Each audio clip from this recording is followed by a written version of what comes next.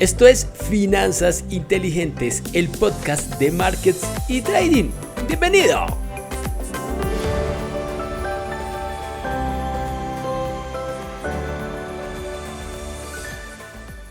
Hola y bienvenidos a un nuevo episodio de Finanzas Inteligentes. Bueno, y hoy estoy feliz porque nos acompaña alguien nuevo en el canal. Es una invitada que la rompe cuando hablamos de inversiones sencillas, ordenadas y efectivas.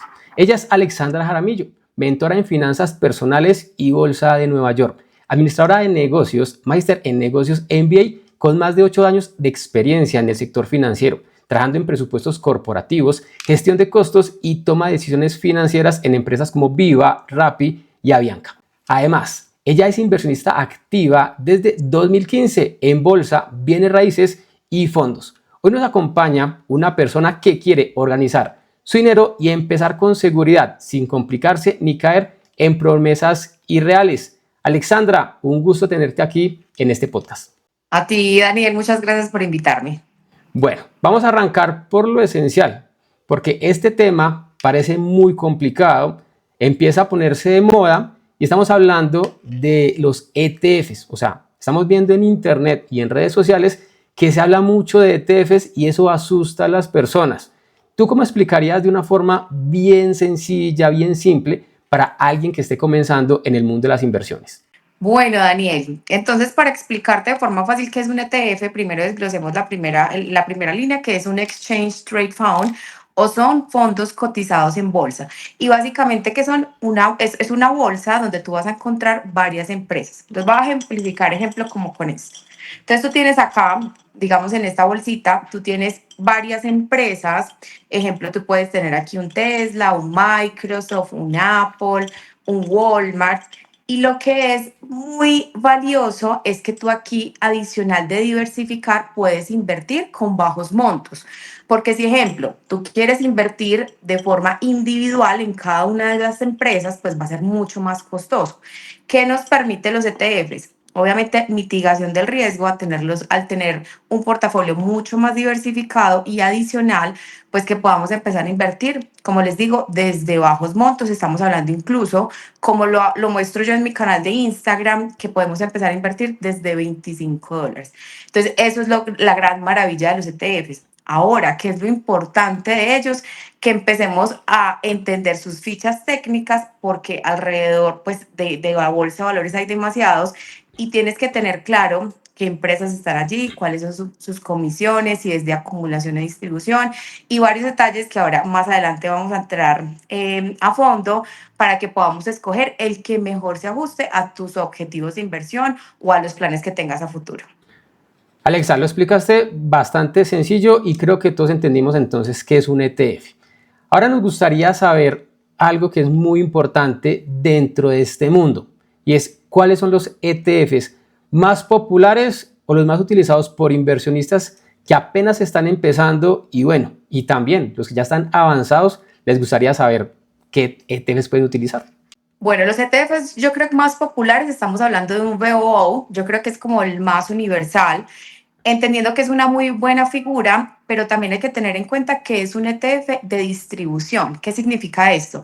Que nos van a dar dividendos. Entonces, en mi concepto, cuando tú quieres empezar y crear patrimonio a largo plazo y no estar pendiente de que me den el dividendo y yo reinvertirlo, yo personalmente prefiero ETFs de acumulación que también pueden rastrear el mismo índice. En este caso sería el S&P 500. Entonces, si tú quieres un ETF con esta misma línea, pero que sea de acumulación para tú no tener que estar gestionándolo o administrándolo constantemente, puedes escoger, por ejemplo, un ETF que se llama el CSPX o el VUAA. Y estos ETFs básicamente replican lo mismo, pero son emitidos por empresas diferentes. Ejemplo, puede estar emitidos por BlackRock, por Vanguard, que son igual emisoras muy valiosas, pero que adicional unos pueden variar es en las comisiones. Ejemplo, el VUOO puede tener una comisión aproximada de un 0.03, pero por ejemplo el CSPX puede tener una comisión de 0.07. Entonces ahí tenemos que empezar a jugar, qué es lo que tú quieres, pero entender de fondo para que pues no cometamos errores. Adicional, algo muy valioso e importante, el tema fiscal o el tema tributario.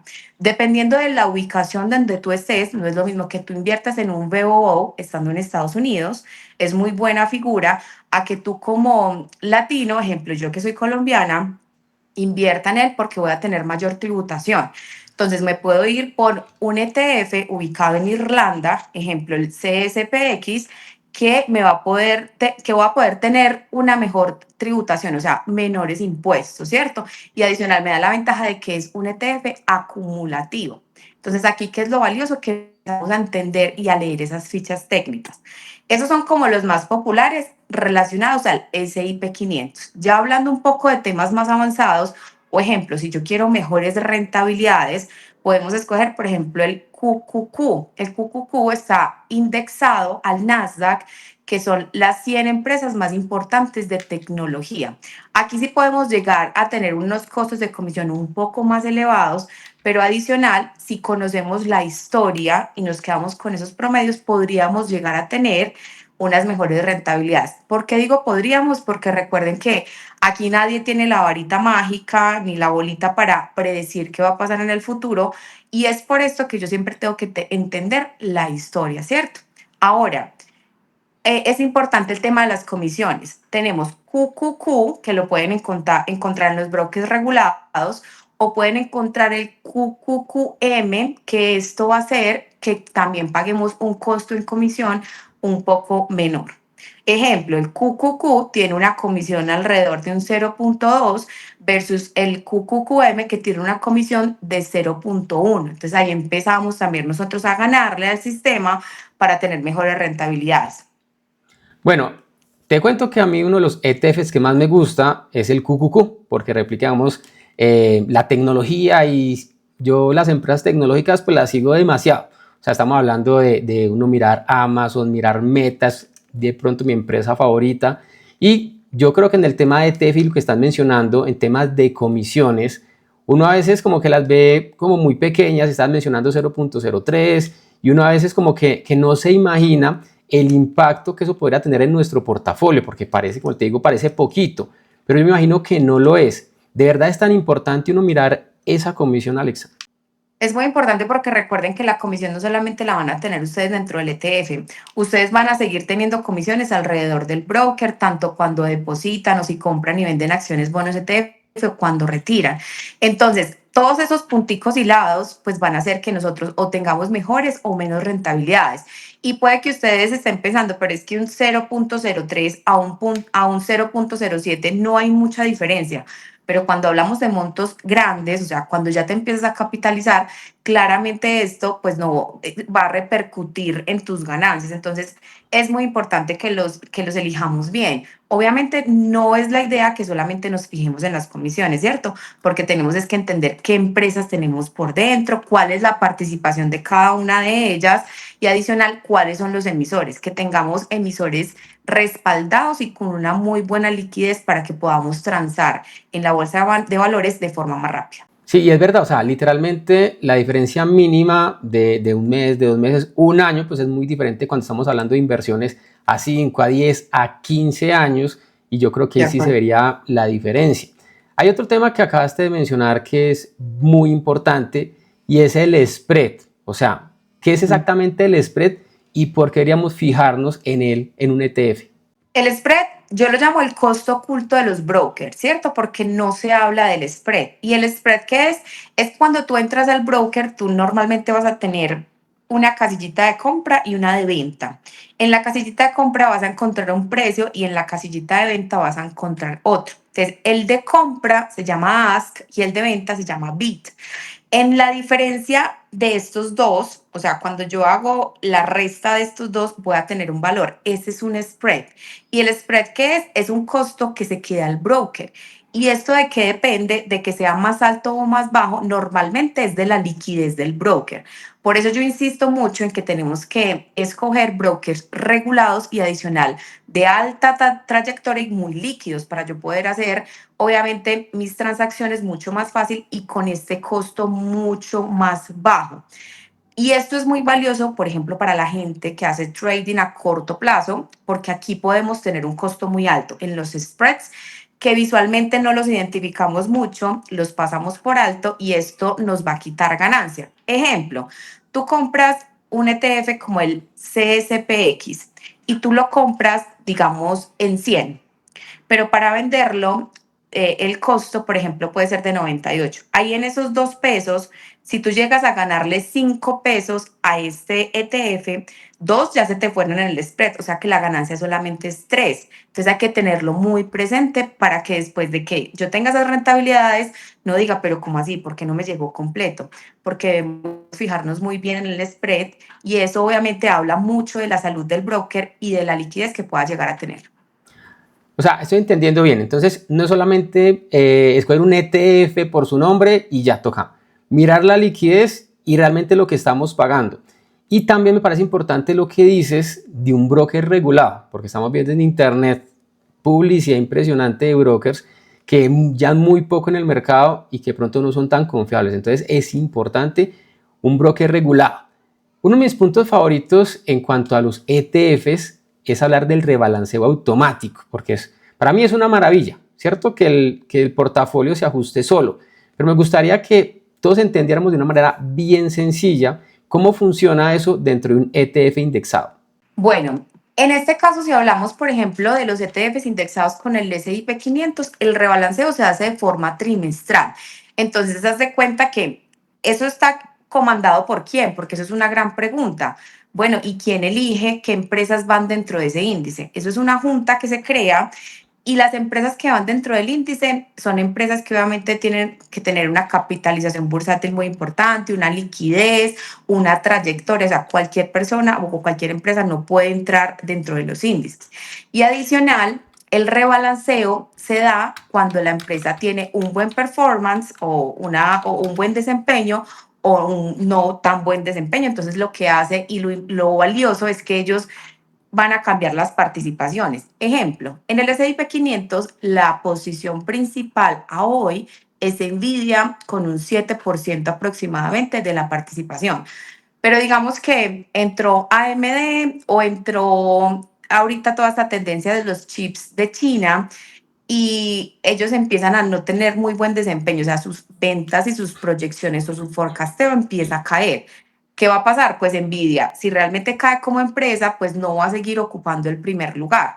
Lo van a bajar de acuerdo al performance relacionado a la otra cantidad de empresas. Pero eso no lo tengo que hacer yo. Eso lo hace personas expertas que rebalancean estos índices. Entonces yo no tengo que estar pendiente de si compro más un poquito de esta, si compro menos de esta o si la vendo. O sea, ellos están haciendo el trabajo por nosotros. Entonces por eso es que estos ETF son tan valiosos para cuando, por ejemplo, las personas no son expertas y no tienen el tiempo de ir a hacer un análisis fundamental de cada empresa, pues lo que se puede hacer es comprarse un ETF. Es una figura muy valiosa. Una pregunta que me hacen a mí mucho es, Alexandra, pero yo escojo las empresas y la participación que hay dentro del ETF. No, tú compras la canasta completa, así sea que lo compres fraccionado, o sea, por ejemplo, $25, o si, por ejemplo, lo compras completo, que puede valer incluso en ETF hasta 200, $600, tú puedes, dependiendo del valor, ese valor, sea chiquito, sea grande, se va a distribuir proporcionalmente en las empresas. O sea, tú no tienes que hacer nada, solamente comprarlo, ser disciplinado en el tiempo y mantener tu estrategia. Entonces, por eso yo hablo que pueden ser muy valiosos si uno conoce cuál es el ETF, de qué está compuesto, cuáles son sus comisiones y obviamente que esté alineado a mis objetivos. Alexa, mencionaste dos cosas bien interesantes para traer al podcast el día de hoy, y es que me acabo de acordar que también el ETF, por ejemplo el Standard & Poor's 500, pues casi que vence al 95% de los fondos por esa organización que tiene y lo que están mencionando. Entonces eso es importantísimo en el momento de que alguien que apenas está iniciando quiera comenzar como sin ese miedo a las inversiones. O sea, hay expertos que están todos los días mirando qué pasa en los mercados y, como lo dices, trimestralmente se va ajustando. Y otra parte importante es que en la actualidad podemos invertir de manera fraccionada. Cuando yo comencé en el trading, en las inversiones, hace ya más de 25 años, y no hagan cuentas, en esos momentos no existía, digamos, la posibilidad de invertir fraccionadamente. Por eso también se crearon los ETFs, porque mientras que un índice valía 5.000 o en el mercado de futuros eran costos elevados, pues los ETFs nos permitían comprar con montos más pequeños, ¿cierto? Entonces podíamos ver ETFs de 50, de $100, de 200 y han ido creciendo también en los últimos 20 años. Entonces también ya están a un precio elevado. ¿Y qué sucede actualmente? Ya tenemos esa posibilidad de invertir de manera fraccionada. Incluso tienes un ejercicio en redes sociales en donde semanalmente vas comprando de manera fraccionada un ETF. Y eso me parece espectacular para alguien que está comenzando. Seguirte en redes sociales y seguir digamos, ese proceso es realmente bueno, y que se den cuenta que no siempre se gana, que no siempre se está en positivo, pero a la larga, 5 o 10 años, pues ustedes ven los ETFs hacia atrás, pues en este momento todos están por encima de lo que han estado hace 10 años, ¿cierto?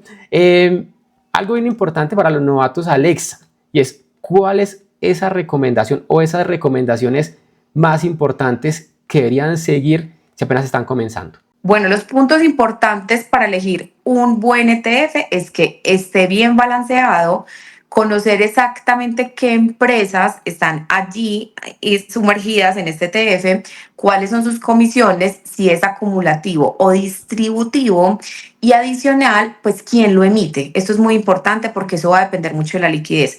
Entonces, yo sé que el tema, por ejemplo, que cuando ustedes empiecen a entrar en este mundo van a escuchar de siempre van a ser mejores los ETFs europeos o los UCIT por el tema fiscal, pero no necesariamente. Eso va a ir muy relacionado a tus objetivos y a las empresas que a ti te gusten, porque no es lo mismo que tú inviertas en un índice como el S&P 500 que tiene un mix de industria, a diferencia que, por ejemplo, te vayas con el Nasdaq, que solamente hay tecnología. Entonces depende mucho de cada persona, pero sí que seamos conscientes y antes de esto estudiemos bien la ficha técnica para que tomemos decisiones acertadas.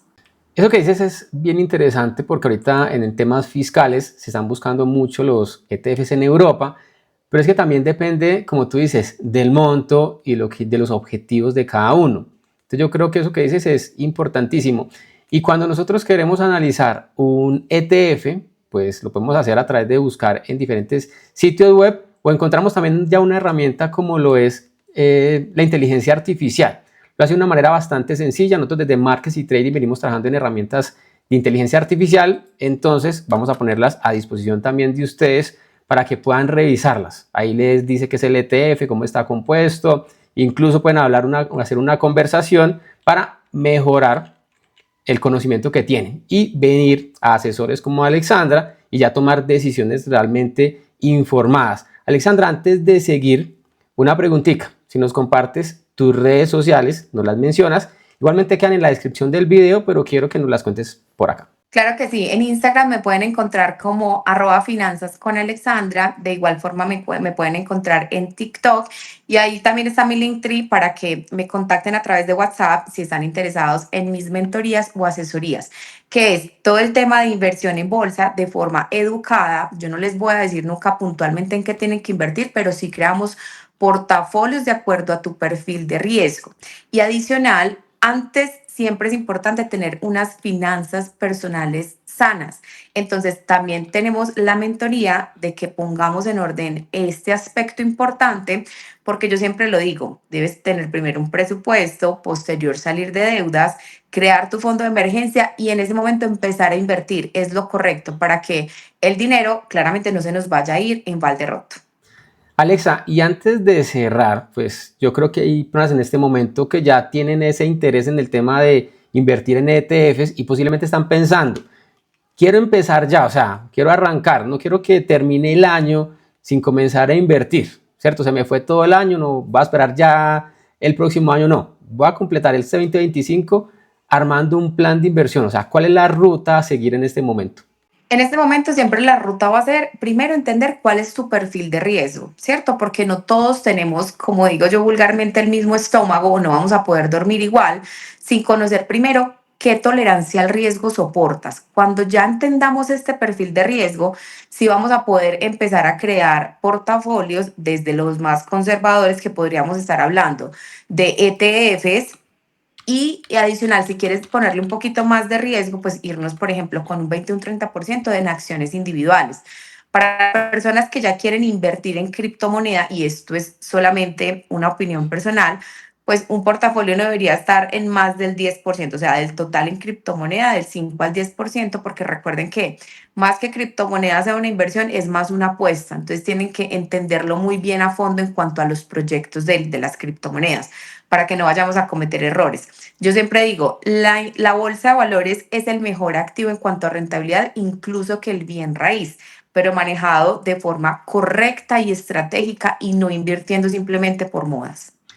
Es verdad lo que dices, porque muchas veces creemos que el ETF es una moda y entonces el primero que encontremos en internet, y lo que dices es verdad, o sea, depende de cada uno, entonces es importante que se puedan sentar con Alexa y realmente tomar una decisión, no simplemente porque la escucharon el día de hoy, sino contactarla, sentarse y realmente tomar decisiones. Me encanta tu vibra por estar por acá, te lo agradezco y espero tenerte más seguido aquí en el canal de Markets y Trading.